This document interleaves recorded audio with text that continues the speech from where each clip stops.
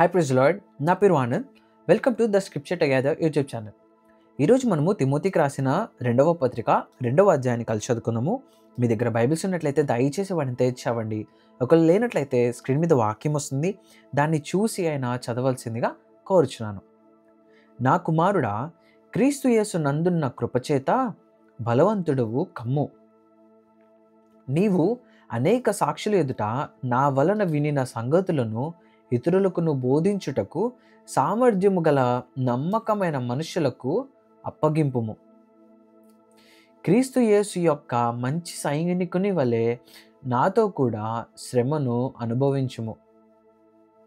సైనికుడెవడును యుద్ధమునకు పోవునప్పుడు తన్ను దండులో చేర్చుకొనిన వానిని సంతోష పెట్టవలెనని ఈ జీవన వ్యాపారములలో చిక్కుకొనడు.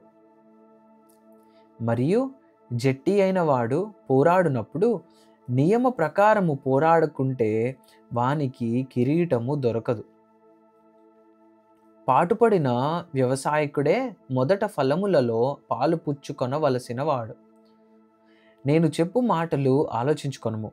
అన్ని విషయముల యందు ప్రభువు నీకు వివేకమనుగ్రహించును. నా సువాత ప్రకారము దావీదు సంతానములో పుట్టి మృతులలో నుండి లేచిన యేసుక్రీస్తును జ్ఞాపకము చేసుకొనుము. నేను నేరస్తుడనై ఉన్నట్టు ఆ సువార్త విషయమై సంకెళ్లతో బంధింపబడి శ్రమపడుచున్నను. అయినను దేవుని వాక్యము బంధింపబడి ఉండలేదు.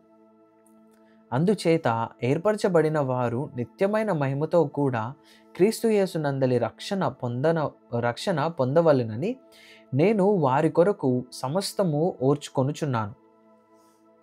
ఈ మాట నమ్మదగినది. ఇదనగా మనం ఆయనతో కూడా చనిపోయిన వారమైతే ఆయనతో కూడా బ్రతుకుదుము, సహించిన వారమైతే ఆయనతో కూడా ఏలుదుము. ఆయనను ఎరుగమంటే మనలను ఆయన ఎరుగును.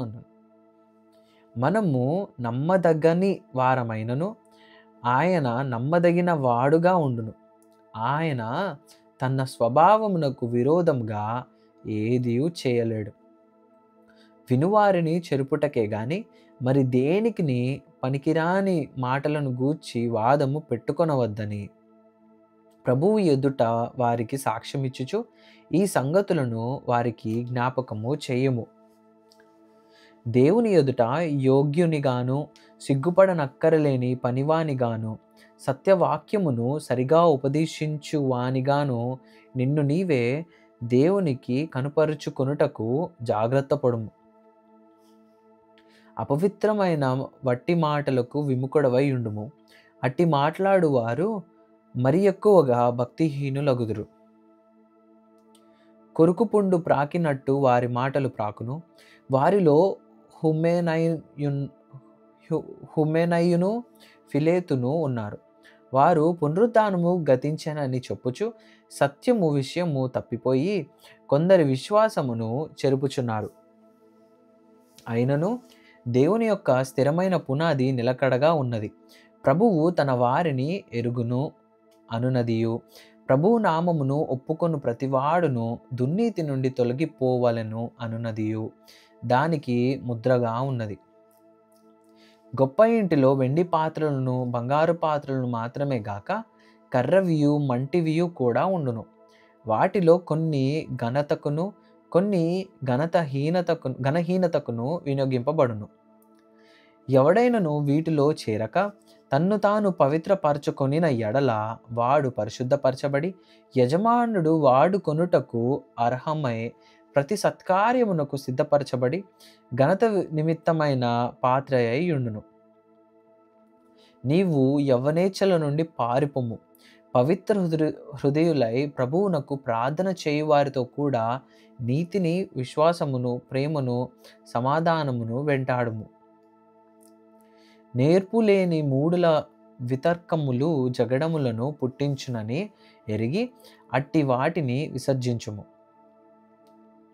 సత్య విషయమైన అనుభవ జ్ఞానము వారికి కలుగుటకై దేవుడు ఒకవేళ ఎదురాడు వారికి మారుమనసు దయచేయను.